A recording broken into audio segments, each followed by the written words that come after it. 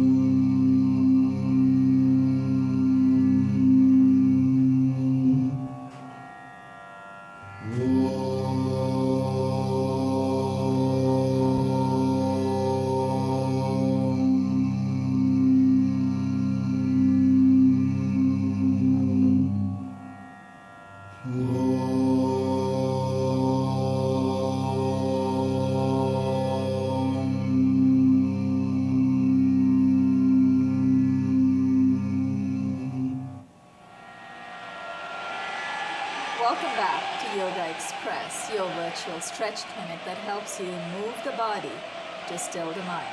My name is Banu Suresh. I'm your host for this program. To my immediate right, actually to my right, we have Jonathan Boothe. Jonathan, welcome back to the show. I know the last couple of episodes that you came on, you did an amazing job. Considering that you've never practiced yoga before, I think you did great. So, what is your feedback? You tell us, how did you feel? Did we torture you? Well, I feel that your teaching was really amazing. I just had a problem keeping my balance, That's which okay. I'm not so used to doing at all. When I stretch, I would normally have it done At the when gym. I was exactly when I stretch at the gym. I normally haven't done the techniques that I Right. really taught in yoga, which I did find very relaxing and helping. Good. And would like to get better, at it as I do it more.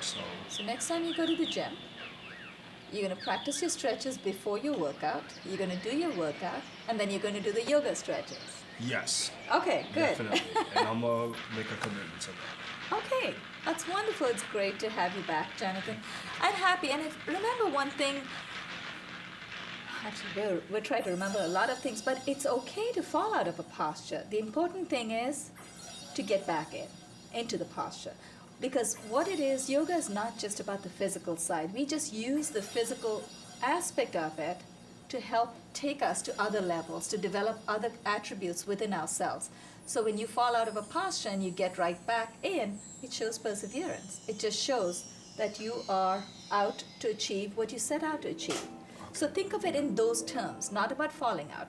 Now, losing your balance it's very normal, and it can be a little stressful sometimes, and you think, oh my God, I'm not going to my full capacity. But that always brings to mind another friend who told me it's okay to be average, especially when we have a big group. Let's say we had 5 or 6 people, and you find someone next to you is really able to go deeper into the postures. You and I may not go as deep as the other person, but if you are going as deep as your body allows you today, you are there. Okay. You're there. And this friend of mine said something really beautiful. She said, it's okay to be average. It's not okay to be mediocre. Meaning that compared to the others, we can be the person who's doing in a very modest way. But compared to your effort, this every time should be your very best effort. So if you haven't tried hard enough, that's when you beat yourself up. But if you're not as good as the person next to you, that's okay. Because we all have different anatomical proportions. You may have a lot of muscle buildup because you work out at the gym, so some of the stretches may not be comfortable for you, but that's okay. Over a period of time, you'll balance everything. Okay. And you didn't give up, so that was great. What else? Tell me a little more about yourself for our viewers. What else do you have other interests and talents? Yes, I served 5.5 years in the United States military. I Okay. also do study in Brazilian Jiu-Jitsu and martial arts. What is jiu-jitsu? Brazilian Jiu-Jitsu consists of grappling and submission. Right. Jiu-Jitsu was actually taught in Japan, but then it was brought to Brazil, and Right. the Brazilians made up a whole lot of their own rules, Adapted which it worked out extremely well. It's one of the most highly respected martial arts above Right. all. Do you teach somewhere as well? I don't teach. I'm actually a student. You're a at student right now. school Okay. called Okay. Next Evolution, and I also model part-time. Okay. So when you do, I'm curious about the jiu-jitsu because I know there are different kinds of energy sport, the aikido, taekwondo, because our director, Josiane Hurd, she's into all these energy sports. Yes. And she does boxing, and she does sailing. I don't know, she's all over the place, and now she's directing my show. Josiane Hurd, by the way, thank you so much for holding the fort for us again today. And hi to Lana Parr, she's in the control room with you, so hope you're enjoying stretching with us in your mind. But you said Brazilian Jiu-Jitsu is a kind of adaptation the Brazilian way. Yes. But what is Jiu-Jitsu itself? Is it a movement? Is it a breath? Is it a self-defense technique? Most likely, it actually includes all. It includes all. Yes, because there's offenses to it and also defenses. Now, basically, with Brazilian Jiu-Jitsu, from what I was taught, it was totally different from Jiu-Jitsu because, as I said, they added their own techniques to it, which were very impressive. And from what I know, they brought Brazilian Jiu-Jitsu and Jiu-Jitsu in a world tournament, and the Brazilians won. Wow. Yes. Okay. With the most highly respected godfather of the Brazilian Jiu-Jitsu is Hilo Gracie. Okay. Yeah, so. And does he teach in the United States or in Brazil? Oh, he actually taught in Brazil. Taught in Brazil, okay. I mean, he recently passed away a few years ago at the age of 90. But, yes. Oh, wow. Okay. So see, that's what happens. We look at each other and we think this is all we do. We just do yoga stretches on the mat, but everyone seems to bring a different skill, a different talent to this mat, and that's what makes this program much more exciting. If you folks at home, if you're stretching or at work, if you come and stretch with us, we will share with you a copy of my third title, Yoga Secrets. I know Josiane's closing in on the camera, so I'm going to hold it up. It has 2 + 8 cards in it, posture cards, which are actually a series of 20 postures on each card. Each posture targets a different region of the body. So we do chest openers to enhance the lung power, open up the chest, open up the lungs, and to help prevent or delay asthma. No miracles. We're not promising to cure anything. No miracle cures. We're just helping you ease some of that pain, to just help you with whatever you already do. We have knee benders for arthritis, so helps you create more of the synovial fluid so you don't feel the pain anymore. Climbing stairs up and down, yes, that would do the job. But imagine, it's so boring just climbing up and down the stairs. Well, you could be doing knee bending postures, which have some meaning. That's all we do. We just give a name to the stretches that you already do.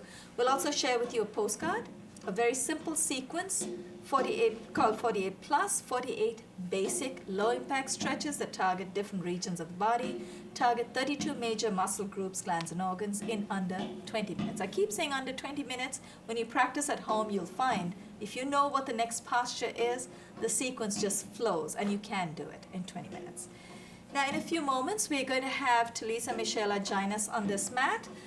Before we do that, I would urge you to just watch and stretch with us. Today's episode will continue where we stopped yesterday. We're going to start with the seated postures. And Jonathan is right now, he's sitting, actually stay right there. Jonathan and I, we are both sitting in what's called Vajrasana. Vajra is brave, and it's a posture of soldiers or warriors. Typically, soldiers would sit this way, and if you do jiu-jitsu, so you would recognize the Japanese warriors. Yes. They sat this way, right? Yes, they did. And in India too, in old India. And I guess a lot of Asia is connected in some way. The whole world was connected at one point before the land masses started moving. So culture moves as well. So this is a warrior pose. There is another posture, and it's a great meditative pose because it helps bring the torso up, and in meditation you breathe. You can stay right there, no problem. The other posture, which I need to adapt because my body is not ready for it, is my adaptation of Padmasana. Padma is a lotus posture, which literally you take the right heel, tuck it into the left groin, left heel into the right groin, and it brings your torso up. Now, what I find that something else helps me a lot, and that is if I sit on a brick, because the idea in meditative postures is to connect with the earth. Your spirit and your mind needs to connect with the earth. So our body is like a lightning conductor. You need something to touch the earth to connect. So you need your knees to touch the ground. So either your knees touch the ground in Vajrasana, or When I sit on a block, my knees come down and I make that connection. So our body is just a conductor. We are just a vehicle to channel that energy. And the earth gives back that energy to us and takes us to a meditative state. So I'm going to sit like this. Now here's what we're going to do. This time, to get into a posture, we need to take the blocks off. So now you have my permission to take the blocks off. I'm going to help you do that. Now, what we're going to do is tuck the left heel under the right buttock. I think you've been sitting too long on your knees. Sorry about that, Jonathan. No, that's okay. And if you want to let your blood flow back into your feet, you could just move your ankles. I know it's a lot of pressure on the ankles. That's good training for us. Cross your right foot over your left knee. Place your right foot close to the left knee and keep it flat. The front of your toes face the front of the mat or the room. Push your right knee in and torque your upper body to the right. So you're already quarter way there. This posture, we won't go too deep just yet. You can keep your hand where it is. This is called Ardha Matsyendra. Ardha is half, Matsya is fish, Matsyendra, Lord of the Fishes. Half Lord of the Fishes or half spinal twist. By pushing the knee in and torquing our upper body to the right, we are already quarter way there. So we only have to go another quarter. Let's try that. Inhale the left arm up. Exhale, push your knee in. Dip your left elbow over your right knee. And then I'm going to help myself. Raise my left knee. And then I make the connection with my left hand. Hold on to your left knee with your left hand. Take your right hand behind you. That's it. Very nice. And then turn to look back. And you have your right knee over. That's good. And that's fine. You don't have to go too deep. You know what you can do, Jonathan? You can push this knee in. The idea is to feel the twist and just twist your upper body. You don't have to take your elbow out. Yes. Once you get used to it, because your muscles are really strong, you've been training your muscles, so you will start thawing very soon. No problem. Take your right hand behind you and turn to look back and hold. Keep breathing. The idea is to feel a nice compression of your obliques on the right side and a beautiful stretch on the left side. Inhale, let's release, and let's twist to the other side. Let's switch legs. Tuck your right foot under the left buttock. Cross your left foot over the right knee. This is Talisa's. I stole yours. I know you don't need it, so I wouldn't worry. Cross your left foot over the right knee. Make sure the front of your left foot faces the front of the mat. The sole of the right foot faces the back of the room. Push your left knee in. Torque your upper body to the left.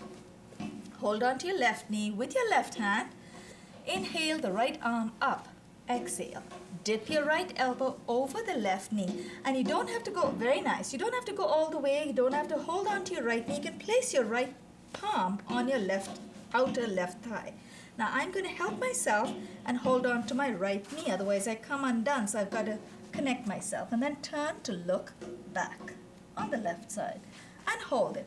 And don't forget to breathe. Keep breathing. When we say hold, we always mean hold your posture, not your breath. Inhale and release. Release the hands first and then extend your left leg out to the side. Now, is this the posture or did we do this already? No, we didn't. This is the one we were moving from. Okay. Now keep your right foot close to the inside of your upper left thigh. Flex your left foot and then bring your right knee out to the side just a little bit. You need a little room to fold forward. Hold on to your right ankle with your left hand. Inhale, right arm up. Exhale, wrap your right hand around your right knee. And then keep your right hand where it is. Take your left hand behind you and clasp the opposite fingers. Now, if that connection doesn't happen today, it's okay, but I'm going to first try and get into the posture. Look over your right shoulder when you've made the connection. And then if you've not connected today, it's okay to use a prop. This is a great time to use a belt or a face wash. Now, I'm going to give this to Jonathan on this hand. And then let me come back, actually. You're not supposed to let go, Jonathan. I know. I was just kidding. That's okay. Hold one side of the belt, the other hand. And then every day, now you need to make that connection. So if your fingers don't touch today, inhale and release. If your fingers don't touch today, It's okay. You're using the belt. You still have that connection, and every day inch your hands closer to each other till you're ready to let go of the belt. Now let's switch to the other side. Extend the right leg out. That posture is called Marichyasana. Marich means ray of light. It was also the name of a sage. Bend the left leg at the knee. Keep your left foot close to the inside of the upper right thigh. Bring your left knee out to the side just a little bit. Hold on to the left ankle with the right hand. Inhale the left arm up. Exhale, wrap your left hand around your left knee. And then take your right hand from behind. That's it. And then here's the belt, the other side. Very nice. Take your right hand from behind, clasp the opposite fingers. Look over your left shoulder. He wants to see you. Look over your left shoulder. And keep breathing. Inhale. Release your hands first, and then lower your left knee to the floor. We're going to transition directly into Janu Sirsha, from Marich into Janu Sirsha. Janu means knee, Sirsha is head, literally head to knee. For some of us, the head may not touch the knee today, but that's okay. The idea is to try. And I'm fine with it. I'm not going to get there today. And Talisa's laughing, I know, because she's heard me say it's not going to happen in 100 years for me. But you know what? I'm getting there. Flex your right foot. So your extended leg, you need to flex that right foot. Turn your upper body to face the extended leg. Now inhale your arms up to shoulder height, palms facing down. Keep inhaling. Sorry, Jonathan. Take your arms all the way overhead, palms facing in. Exhale, fold from the hip. When you fold from the hip, when you hinge from the hip, your spine gets that extra couple of inches, and you would get your hands over. Now the reason we flex our feet is to be able to get our hands to our feet. If your hands are already over your feet, the way we have nice background music. Now if your hands are over the soles of your feet, give yourself a little bit of a massage. And if your hands are not over your feet quite, but you're able to reach your big toe, give yourself a bit of a massage in your toes. Because you know what, Jonathan? 72,000 nerves end in the soles of our feet, and they lead to glands and organs. A big toe leads to the eyes. So you're still giving a massage. Other than getting punched in the eye, you're not going to get a massage for your eyes. So here's a great way. Keep exhaling and dip. Inhale. I love that sound of water. Inhale. Let's come up. And then let's switch legs. Extend the left leg out. Fold the right leg in. Attach the sole of the right foot to the inside of the upper left thigh. Make sure you take your right knee all the way to the floor. Flex your left foot. The other advantage in flexing your left foot, other than being able to reach your toes much easier, you also get more of a stretch in the back of your body. Inhale, the arms up. Take your arms all the way overhead. Clasp your palms together. Exhale, fold from the hip. Now, clasp the soles of your feet, or if you're at your toes. And for those of you who are not at the toes yet either, that's okay. Place your hands at your ankles, your shin, even your knees. Your knees are not going to go back in this posture because you have the ground to protect you. If your fingers are over the soles of your feet, give yourself a little massage. It'll refresh you. Inhale, palms together. Let's come up. Keep your hands where they are. Extend the right leg out. Talisa knows exactly what's the next posture, right, Talisa? Keep flex both your feet. Exhale and fold. You know what? You should get the little guy to come and practice. Kids are so natural. Oh, when we do happy baby, he's going to come on. Fold and pull your body forward. If you're able to hold your toes, pull yourself forward. If your hands are over, come forward. Paschimottanasana. Paschimottanasana is bird beak. Inhale, come up with a straight back. Exhale and release. Now we're going to go into a posture called Go Mukha. Go is cow, Mukha is face, cow face. For some reason, I have no idea why this is called cow face, but we'll figure it out. The way Talisa sits, when you watch her on the monitor, you'll know why it's called cow face, because the knees align one on top of the other, and her alignment is almost perfect. So it looks like the face of a cow, the upper and lower jaw. That's how my teachers have taught me to look at it.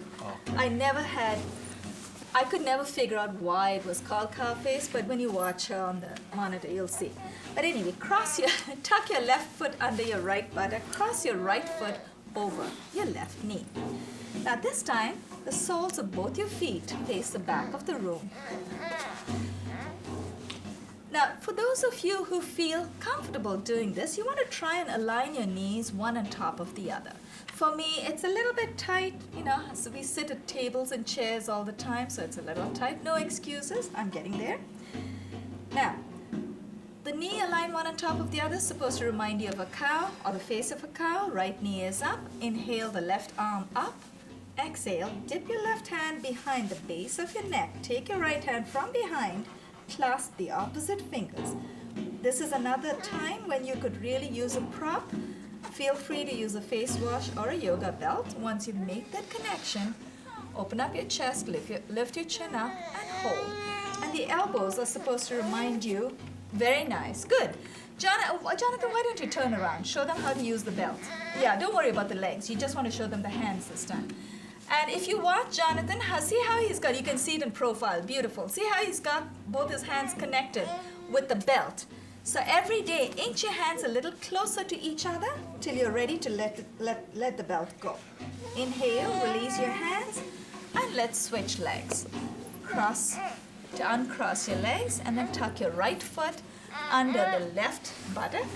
Cross your left foot over the right knee. Make sure the soles of both your feet face the back of the room. Oh.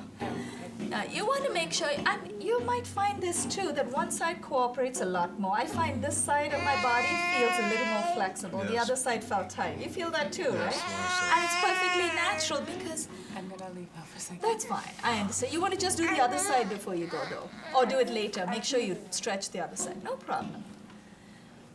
Now, the important thing is to acknowledge that. It's okay. One side does feel a little tight, and that's okay. It just reflects the imbalances in our body. And I find this side cooperates a lot more. So now I'm trying to align one knee over the other. Left knee is up. Inhale the right arm up. Exhale. Dip your right hand behind the base of your neck. Take your left hand from behind and hold on to the opposite fingers. Once you've made that connection, take your right elbow back. That gives you a wonderful tricep stretch, and then lift your chin up, open up your chest, take your left shoulder back. So hold your posture. Don't hold your breath, just hold your posture. Remember, the longer you hold any of these stretches, the deeper is your stretch and the more happy juices you release. They call endorphins. Inhale and release. Very gently release your hands and then untangle your legs. And here's what you're going to do. We're going to swing the left leg all the way back. We're going to transition directly into capote or pigeon. Capote literally means pigeon in Sanskrit. Take your left leg as far back as you can. To be able to do that in the beginning, you may want to curl your toes in and push your leg back till your till your thigh comes as close to the floor as possible. And if you've been working out a lot at the gym, you may find that some of these postures, stretching into them, may get a little bit uncomfortable, but that's okay. Discomfort is better than pain. A little bit of discomfort is okay.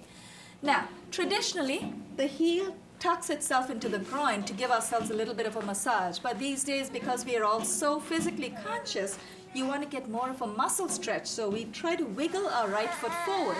But the important thing, it doesn't matter how far forward you come, important thing is align your hips. So you want to be centered. You don't want to flop around on one side. Be centered and lift your chin up. Now, this next part is for you, Josiane. I know you don't think this is complete till we fold over. So exhale and fold. Lead with the chest. Forehead to the ground and hold. Press with your palms. Inhale. Let's come up. Capote on the other side. Very gently swing your left foot forward. Fold it in and then swing your right foot all the way to the back. And for this one, you may not need the belt, so you could just push it aside. Swing your right leg all the way back. We would probably just finish the seated stretches today. We have about 4 more postures left. And oh, this feels wonderful. I get a beautiful quad stretch. Exhale and fold. Capote or pigeon. Press with your palms. Inhale. And then very gently, don't go to sleep on me, Jonathan. I know you're very comfortable in this.